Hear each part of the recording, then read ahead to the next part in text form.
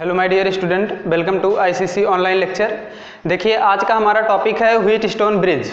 और Wheatstone bridge आप कह सकते हो एक प्रकार से रेजिस्टेंस का कम्बिनेशन होता है।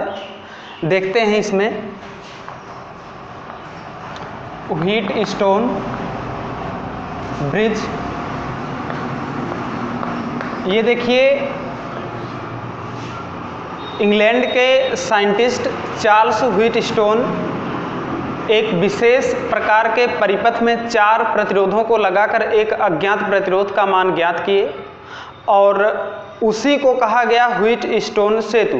तो ये जो व्हीटस्टोन है ये साइंटिस्ट का नाम है और इसको सेतु क्यों कहा जा रहा है ये आप देख सकते हो। यहाँ पर 4 रेजिस्टेंस शो किए गए हैं यहाँ पर P, Q, R और S। ये एक समांतर चतुर्भुज की भुजाओं को प्रदर्शित करते हैं P, Q, R और S।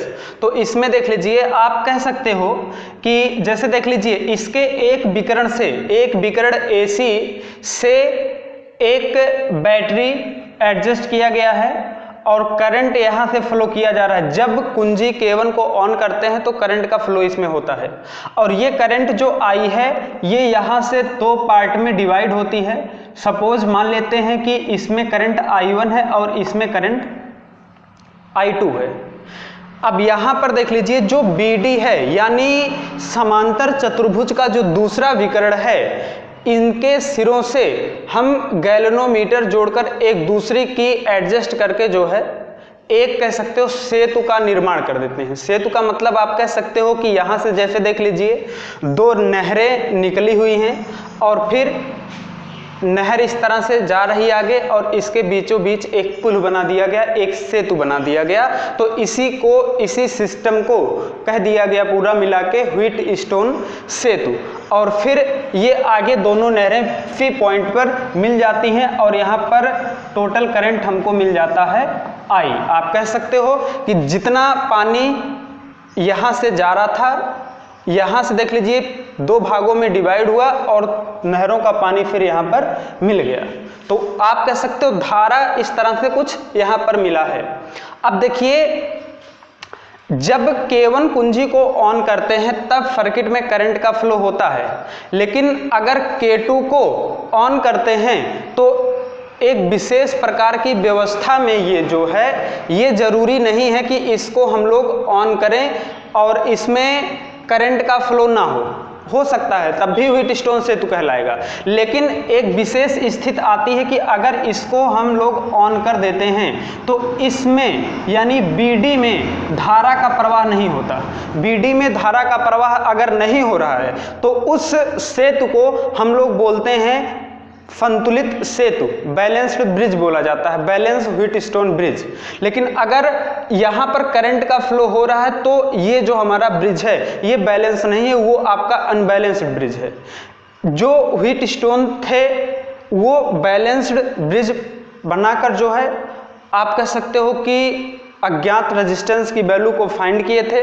तो देखिएगा, इसमें ये जब करंट का फ्लो इसमें नहीं होता, करंट का फ्लो ना होने का मतलब क्या हुआ कि करंट का फ्लो बताया गया आप लोगों को कि हमेशा higher potential to lower potential होता है। अगर BD के बीच करंट का फ्लो नहीं हो रहा है, इसका मतलब जितना पोटेंशियल B पॉइंट पर है उतना ही पोटेंशियल जो होगा D पॉइंट पर होगा। दोनों पर अगर पोटेंशियल समान है, विभव समान है, तो अगर हम कहें BD के बीच विभवांतर कितना होगा तो विभवांतर का मान आएगा 0। BD के बीच कोई भी विभवांतर नहीं होगा, हम कह सकते हैं BD के बीच विभवांतर VBD का जो मान होगा ये होगा 0। और अगर इसमें करंट का फ्लो ना हो या आप कह सकते हो B और D के बीच विभव समान हो तो उस दशा में ये जो संलग्न भुजाओं का प्रतिरोध है PQ और RS, इसका जो अनुपात होता है ये बराबर होता है। यही व्हीटस्टोन ब्रिज का प्रिंसिपल है।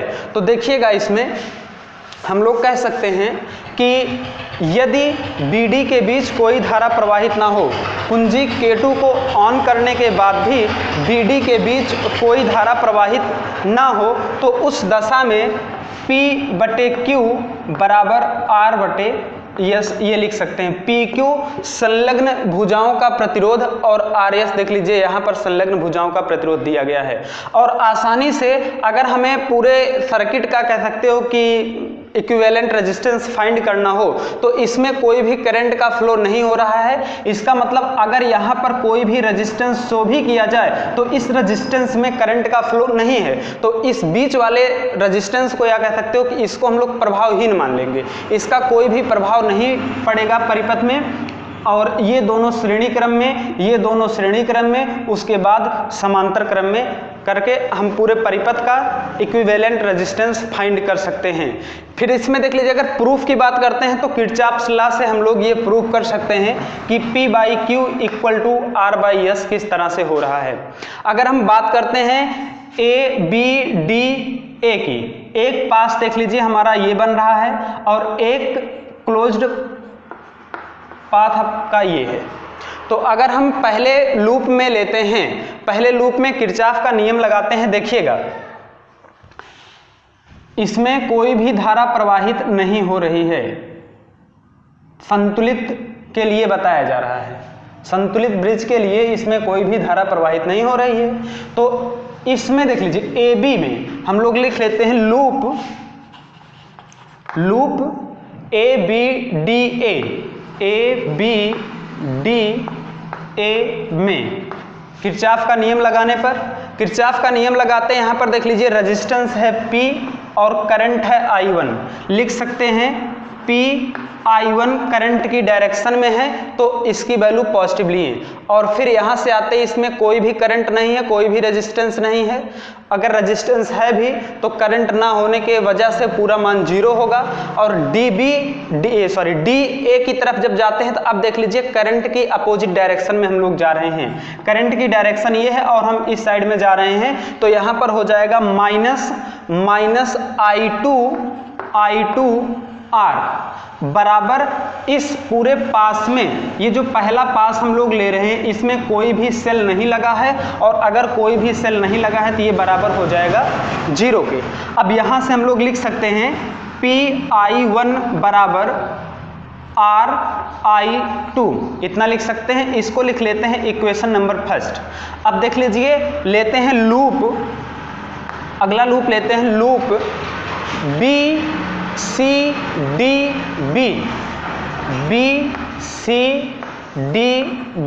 में किरचॉफ का द्वितीय नियम लगाने पर, यहाँ पर नियम लगाते हैं तो यहाँ भी देख लीजिए, चूंकि इसमें कोई भी करंट नहीं फ्लो हो रही है तो जितनी करंट यहाँ पर है वही करंट जाएगी Q में। यहाँ पर करंट I1 है तो I1 करंट यहाँ भी, और यहाँ करंट I2 है तो I2 करंट यहाँ भी।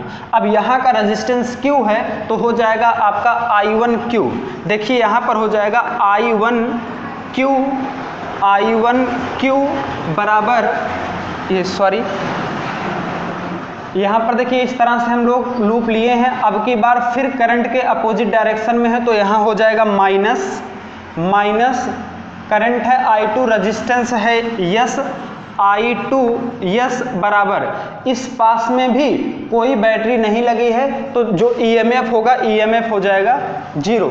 और फिर इसको लिख सकते हैं I1Q बराबर I2 ये हो गया इक्वेशन नंबर सेकंड।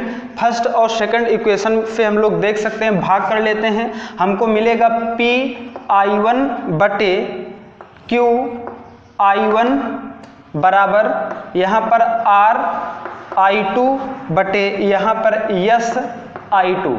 I1 से I1 कैंसल और I2 से I2 कैंसल, यहाँ पर मिल रहा है P/Q = R/S। हम कह सकते हैं कि संतुलित व्हीटस्टोन सेतु में संलग्न भुजाओं के प्रतिरोधों का अनुपात बराबर होता है। तो देखिए, जो अगर कोई भी सर्किट हो और उसमें 5 रेजिस्टेंस शो किए गए हों, 5 या 6 भी हो सकते हैं, 5 या 6 रेजिस्टेंस शो किए गए हों, तो आप कह सकते हो 70% क्वेश्चन जो होता है वो लगभग व्हीटस्टोन ब्रिज का होता है। और ये व्हीटस्टोन ब्रिज जो आपका है, इस पर क्वेश्चन कोई भी कम्पिटिटिव एग्ज़ाम हो या फिर आप कह सकते हो कि आपके इंटरमीडिएट में हो, बहुत इम्पॉर्टेंट है। चाहे आपका किरचॉफ लॉ पर या व्हीटस्टोन ब्रिज पर, या फिर व्हीटस्टोन ब्रिज या किरचॉफ लॉ ही, इनमें से एक क्वेश्चन आपका एग्जाम में पूछा जाता है। तो इसको ढंग से पढ़ लीजिएगा। देखिए आगे हम इस पर एक न्यूमेरिकल की बात करते हैं कि किस तरह से हम न्यूमेरिकल सॉल्व करेंगे। जरूरी नहीं है कि हमको इसी तरह से न्यूमेरिकल में फिगर शो कर दिया जाता है और हम देख के बता दें कि ये व्हीटस्टोन ब्रिज है। कुछ फिगर ऐसे होते हैं कि घुमा के दे दिया जाता है और स्पष्ट नहीं होता कि ये व्हीटस्टोन ब्रिज है या नहीं है। तो एक क्वेश्चन हम इस पर देखते हैं।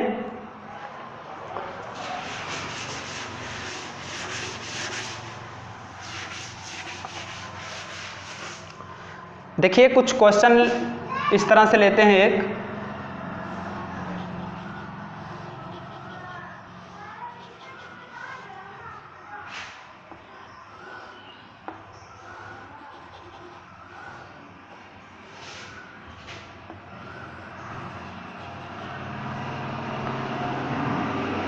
ये पॉइंट लेते हैं ए,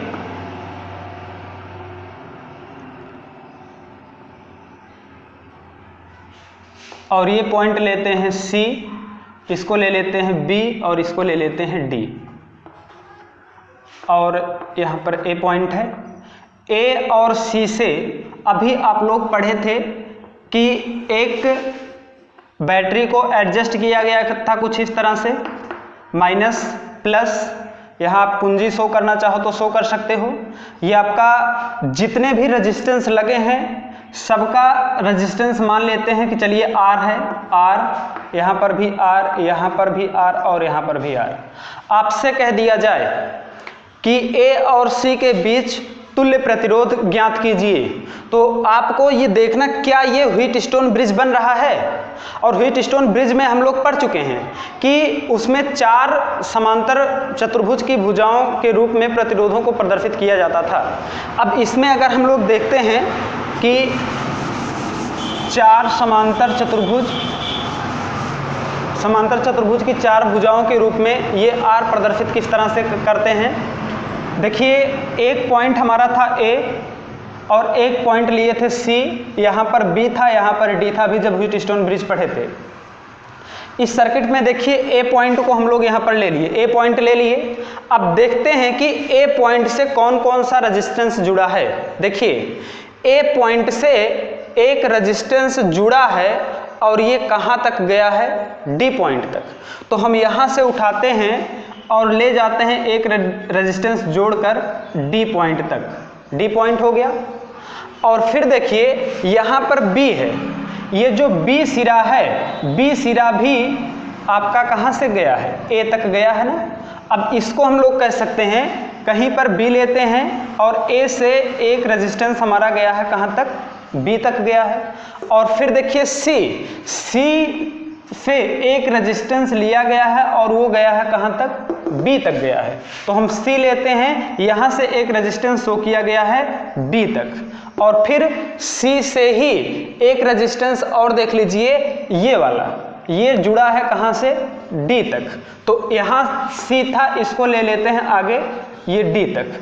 इस तरह से बना ये ए सी बी डी। एक और बच रहा है ये बीच वाला, बीच वाला देख लीजिए बी और डी किसके बीच में है, बी और डी के बीच में है। और अगर ये बी और डी के बीच में है तो बी और डी के बीच में यहाँ पर एक रेजिस्टेंस और हम लोग एडजस्ट कर देते हैं, और सबकी जो वैल्यू है वो इक्वल वैल्यू है, सबका वैल्यू आर दिया है। और इसमें अगर बैटरी एडजस्ट करना चाहें तो ए से सी के बीच कुछ इस तरह से देखिए बैटरी आपका जोड़ दिया गया, प्लस माइनस, यहाँ आप की लगा सकते हो कुछ इस तरह से देखिएगा। अब अगर हमको चेक करना है कि ये बैलेंस्ड ब्रिज है या अनबैलेंस्ड ब्रिज है, तो देख लेते हैं क्या संलग्न भुजाओं के प्रतिरोधों का अनुपात बराबर है। आर बटे आर करेंगे कितना आएगा, 1, और यहाँ पर आर बटे आर करेंगे कितना आएगा, 1। हम कह सकते हैं कि संलग्न भुजाओं के प्रतिरोधों का अनुपात बराबर है, अतः यह एक संतुलित व्हीटस्टोन सेतु है। और अगर संतुलित व्हीटस्टोन सेतु है तो हमको ए और सी के बीच इक्विवेलेंट रेजिस्टेंस फाइंड करना था। ये जो बीच वाला रेजिस्टेंस, बी डी के बीच जो रेजिस्टेंस लगा है ये प्रभावहीन होगा, हम कह सकते हैं आर और आर। सीरीज कम्बिनेशन में एडजस्ट करेंगे, ये हो जाएगा 2R, यहाँ पर लेंगे R और R सीरीज कम्बिनेशन, ये हो जाएगा आपका 2R नीचे वाला हो गया और 2R ऊपर वाला हो गया, और पुनः दोनों पैरेलल कम्बिनेशन में है, 1/2R प्लस 1/2R करेंगे तो ये हो जाएगा 2/2R, और मान लेते हैं कि इसका जो इक्विवेलेंट रेजिस्टेंस है R डैश है 1/R डैश का मान निकालेंगे, यहाँ से हो जाएगा 2 से 2 कैंसल R। तो परिपथ का जो AC के बीच तुल्य प्रतिरोध मिलेगा, हमको मिलेगा R। देखिए अभी हम बताए थे कि कोई भी रेजिस्टेंस दिया जाता, ये कोई भी सर्किट दिया जाता है तो हीटस्टोन ब्रिज के लिए कम से कम 5 या 6 लगभग होते हैं, 5 या 6 रेजिस्टेंस लगे होते हैं। तो अभी तक तो हम 5 पढ़े, आप ये पूछ सकते हो कि ये छाठवां कहाँ शो किया जाता है। तो छाठवां कभी कभी इस तरह से यहाँ कहीं शो कर दिया जाता है, रेजिस्टेंस यहाँ पर भी शो किया जाएगा और आपसे पूछ लिया जाएगा कि बताइए, अब यहाँ भी कोई वैल्यू, चलिए R ही लिख लेते हैं। अब बताइए परिपथ का, पूरे परिपथ का, अब ये नहीं कहा जाएगा A के बीच की C के बीच या BD के बीच, आपसे कह दिया गया कि परिपथ का तुल्य प्रतिरोध ज्ञात कीजिए। तो परिपथ का तुल्य प्रतिरोध ज्ञात करने के लिए देख लीजिए पूरे परिपथ का हमको निकालना है। AC के बीच पहले हम लोग निकाल लेंगे, AC के बीच निकालने के लिए बताया गया कि ये आपका प्रभावहीन होगा। सीरीज कम्बिनेशन, उसके बाद पैरेलल कम्बिनेशन, ये आपका मिलकर आप टोटल रेजिस्टेंस जो निकल रहा था, ये निकल रहा था R, और R ये, और नीचे देख लीजिए R ये सीरीज कम्बिनेशन में है, तो आपका हो जाएगा R प्लस R, यानी टोटल रेजिस्टेंस जो निकला सर्किट का वो हो जाएगा 2R। तो आई होप वीडियो आपको समझ में ही आया होगा। अगर कहीं समस्या होगी तो आप संपर्क कर सकते हो। Thank you so much.